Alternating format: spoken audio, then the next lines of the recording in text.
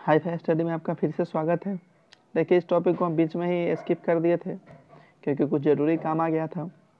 तो इस टॉपिक को हम आगे अब डिस्कस करते हैं। तो आपका लास्ट जो हमारा पॉइंट था वो पॉइंट डेंगू के वायरस का वाहक मादा एडिज मच्छर है। मतलब डेंगू किसकी वजह से होता है? तो मादा एडिज मच्छर की वजह से डेंगू होता है। तो नेक्स्ट अब जो हमारा पॉइंट है वो पॉइंट क्या कह रहा है कि नमक और खाद्य तेल जैसे रासायनिक पदार्थों का उपयोग सूक्ष्मजीव की वृद्धि रोकने के लिए एवं लंबे समय तक सुरक्षित रखने के लिए सामान्य रूप से किया जाता है, अतः इन्हें परिरक्षक कहते हैं। जैसे इसका कहने का क्या मतलब है?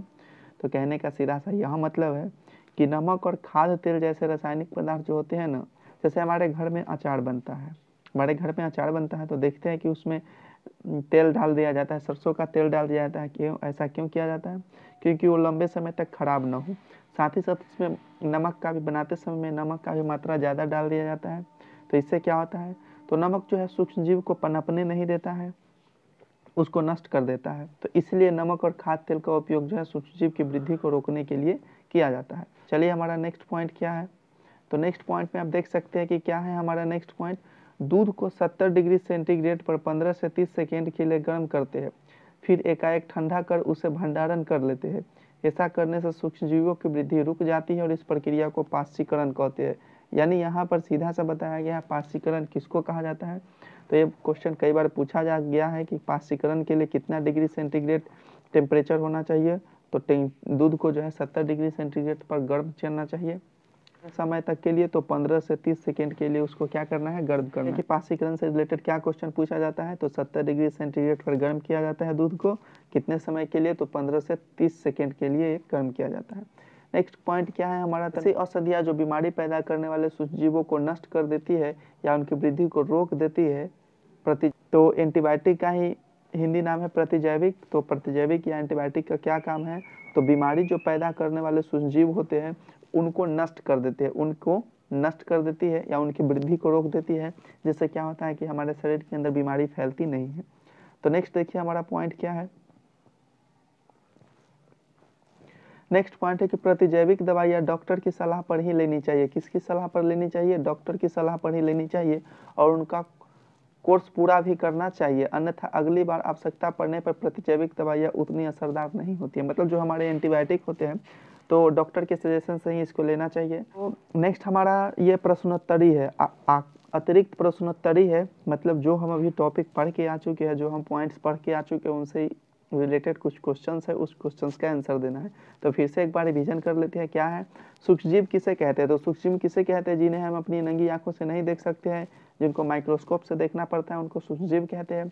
अब नेक्स्ट क्वेश्चन है कि सूक्ष्मजीव के कितने वर्गों में बांटा गया है? तो सूक्ष्मजीव को मुख्य 4 वर्गों में बांटा गया है। हम पढ़ के आ चुके हैं कौन कौन से वर्ग में बांटा गया है। तो वर्ग देखिए यहाँ पर लिख दिया गया है हमारा, जीवाणु वर्ग में, कवक वर्ग में, प्रोटोजोआ वर्ग में, शैवाल वर्ग में। या सूक्ष्मजीव को 4 वर्गों में बांटा गया, आप याद रखिएगा।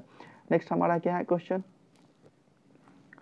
तो नेक्स्ट क्वेश्चन हमारा है विषाणु यानी वायरस क्या होते हैं? विषाणु से होने वाले कुछ रोगों के नाम बताना है। तो विषाणु भी सूक्ष्मजीव ही होते हैं, परंतु वे अन्य सूक्ष्मजीव से भिन्न होते हैं, या पढ़ के आ चुके हैं।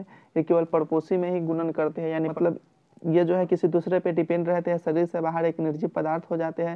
यानी शरीर के जब तक अंदर है वो जीवित रहेंगे, शरीर के बाहर आने के बाद मर जाते हैं। और कुछ रोग के नाम देखिए तो सर्दी जुकाम होता है, इन्फ्लुएंजा होता है, एड्स होता है, खांसी होता है। ये सब किसकी वजह से होता है? तो विषाणु की वजह से होता है। ये सब विषाणु जनित रोग है। नेक्स्ट हमारा क्या है? तो मित्रवत सूक्ष्मजीव क्या होते हैं, हमारे लिए कैसे उपयोगी होते हैं? तो इसका आंसर आप बखूबी दे सकते। जो हमारे लिए लाभदायक होते हैं उनका उपयोग विभिन्न कार्यों में किया जाता है, उन्हें मित्रवत सूक्ष्मजीव कहते हैं। जैसे कि दही में, ब्रेड में, केक बनाने में एक्सेट्रा में हम सूक्ष्मजीव का यूज करते हैं। प्राचीन काल से सूक्ष्मजीव का उपयोग अल्कोहल बनाने में किया जा रहा, शक्ति को बनाए रखते हैं। तो नेक्स्ट क्वेश्चन देखते हैं हम, क्या है हमारा नेक्स्ट क्वेश्चन। तो नेक्स्ट क्वेश्चन बहुत ही इंपॉर्टेंट है। क्या है कि दूध को दही में परिवर्तित करने वाले जीवाणु का नाम बताइए। ये हम पॉइंट्स में ही पढ़ के आ चुके हैं और ये बहुत ही इंपॉर्टेंट क्वेश्चन है कि दूध को दही में परिवर्तित कौन करता है? तो लैक्टोबैसिलस जीवाणु करता है। नेक्स्ट क्वेश्चन देखिए क्या हमारा है कि इष्ट श्वसन के दौरान कौन सा गैस उत्पन्न होता है? Carbon dioxide. नेक्स्ट क्वेश्चन हमारा क्या है कि उस प्रक्रिया का नाम बताइए जिसमें फलों के रसों से अल्कोहल या शराब बनाई जाती है। तो किण्वन प्रक्रिया है। फलों के रस से फलों के रस में ईस्ट डाल करके और अल्कोहल बनाया जाता है, उस प्रक्रिया को क्या बोलते हैं? किण्वन प्रक्रिया बोलते हैं। तो नेक्स्ट क्वेश्चन वही है, किण्वन प्रक्रिया क्या है? तो फलों के रस से अल्कोहल या शराब बनाई जाती है, इसमें ईस्ट प्राकृतिक शर्करा को निम्नीकरण कर अल्कोहल में परिवर्तित कर देते हैं। नेक्स्ट क्वेश्चन है, एंटीबायोटिक क्या है? तो जो जीवाणुओं की वृद्धि को रोक देता है, जो हमारे शरीर के लिए हानिकारक होते हैं जीवाणु, उनके वृद्धि को ये रोक देता है। नेक्स्ट क्वेश्चन क्या है हमारा? तो नेक्स्ट क्वेश्चन है, जीवाणुओं और कवकों से उत्पादित होने वाले प्रतिजैविक औषधियों का नाम बताना है। तो पेनिसिलिन है, एस्ट्रोमाइसिन है, टेट्रासाइक्लिन है और एरिथ्रोमाइसिन है। ये सब हमारे क्या है? तो जीवाणु और कवक से उत्पन्न होने वाले प्रतिजैविक औषधि है। नेक्स्ट क्वेश्चन देखिए हमारा क्या है, पेनिसिलिन की खोज किसने और कब की थी? ये बहुत ही वीवीआई क्वेश्चन है, इसको वीवीआई मार्क आप लगा लीजिए। बहुत ही वीवीआई क्वेश्चन यह है कि सन 1919 में अलेक्जेंडर फ्लेमिंग ने पेनिसिलिन की खोज की थी। पेनिसिलिन की खोज किसने की? तो अलेक्जेंडर फ्लेमिंग ने की थी। कब? 1919 ईस्वी में। नेक्स्ट हमारा क्वेश्चन क्या है, शिशु एवं बच्चों को टीका क्यों लगाया है? तो घातक जो बीमारी होने वाले रहते हैं बच्चों में, उन बीमारियों से बचने के लिए बच्चों में क्या किया जाता है? टीका लगाया। जैसे कौन बीमारी? हैजा हो सकता है, टीबी रोग हो सकता है, एक्सेट्रा एक्सेट्रा रोग हो सकता है। तो नेक्स्ट क्वेश्चन की तरफ बढ़ते हैं। नेक्स्ट क्वेश्चन हमारा क्या है? तो नेक्स्ट क्वेश्चन है, संचरणीय रोग किसे कहते हैं? मतलब एक दूसरे से फैलने वाले रोग को हम संचरणीय रोग कहते हैं। तो संचरणीय रोग कहलाते हैं। जैसे कि कौन कौन रोग है? तो हैजा है, खांसी है, एक्सेट्रा। नेक्स्ट क्वेश्चन हमारा है, तो नेक्स्ट क्वेश्चन क्या है हमारा कि जैविक नाइट्रोजन स्थिरीकारक का नाम लिखिए। जैविक नाइट्रोजन, तो नाइट्रोजन स्थिरीकरण करने वाले आप पहले ही पढ़ चुके हैं कि राइजोबियम होता है, और एक नया भी आ गया है नीलहरित शैवाल। तो इसको भी समझ लीजिए क्या होता है नीलहरित शैवाल, समझ रहे?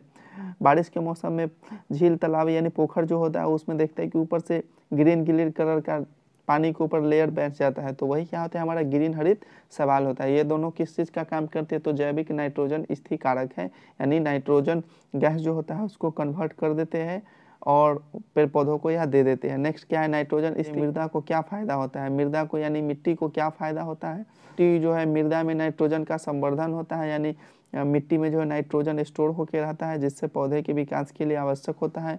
और नेक्स्ट दूसरा क्या है कि उसकी उर्वरता में वृद्धि होती है उसकी।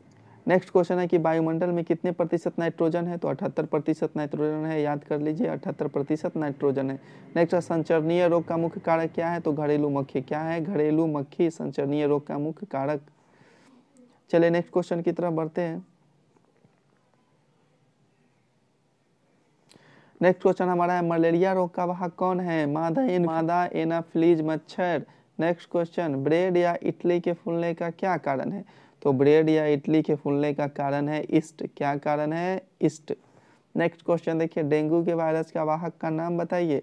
तो मादा एडिस मच्छर। डेंगू मादा एडिस मच्छर और मलेरिया मादा एनाफ्लीज मच्छर। नेक्स्ट क्वेश्चन की तरफ बढ़ते हैं हम। तो मच्छर फैलने से रोकने के कोई 3 उपाय बताना है। 3 उपाय बताना है। तो हमको पानी कहीं भी रुकने नहीं देना चाहिए, मतलब जमने नहीं देना चाहिए। इकट्ठे हुए पानी में मिट्टी का तेल या पेट्रोल का छिड़काव कर देना चाहिए। आसपास के जगहों को साफ रखना चाहिए।